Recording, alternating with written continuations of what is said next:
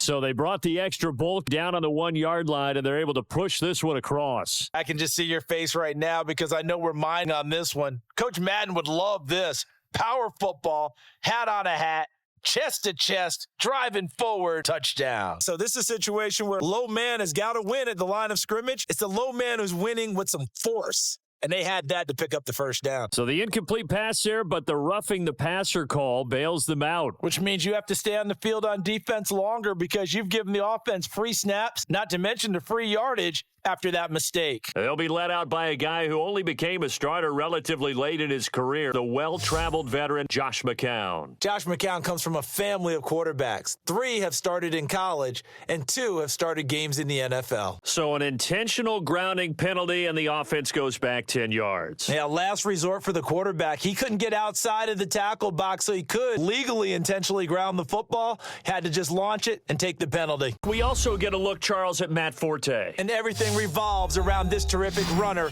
who can also catch the ball with the best of them out of the backfield. They're mounting a nice drive here. Good chunk of yardage there again. O-line, they've been solid this drive. They have that look about them right now that says, if you do anything but run the ball behind us, you're crazy. They have moved it well on this drive, and they want to finish it off the same way.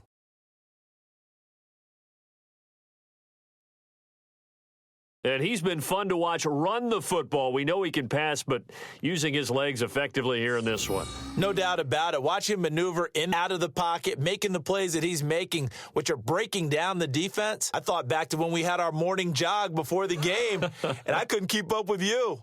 Those legs, they're valuable for his team. I know that play didn't work very well, but an old New York Giants quarterback taught me a lesson a long time ago. Sometimes running the draw actually takes courage and play calling. You're actually setting something up for later in the game, and just because it was unsuccessful then doesn't mean it won't be successful.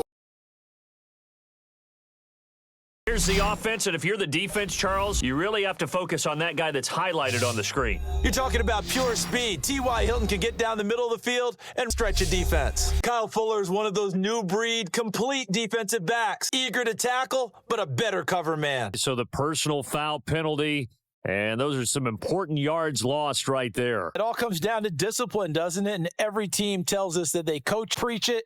In this case, it slipped a little bit. No question, he got to the QB late, CD, and that's going to get a flag. Every single time. Because let's face it, the league is always going to have an emphasis on these calls. They want to take care of these quarterbacks who are in vulnerable positions when they're passing the football. And the elder statesman with a big run. He's hit that dreaded 3-0. He still can churn it. I love the way you treat him with respect. Elder statesman. You didn't just call him an old guy or anything like that. I call you an elder statesman. I love the way he can still play. Talk about running it with savvy. Well, it just seems like all game there hasn't been a lot of sync quarterback to wide receiver on this side of the football. They haven't been on the same page, quarterback and receivers. Grease board when you draw plays. Surface tablet that you look at on the sidelines. Nothing's worked for them. They've got to find a way to start matching each other's movements. Working and clicking, they think that they can bottle this and carry it with them. And as an offensive coordinator, you just don't think you can do anything wrong. Whatever you call, run, pass, it's all going to work. That's called being in the zone.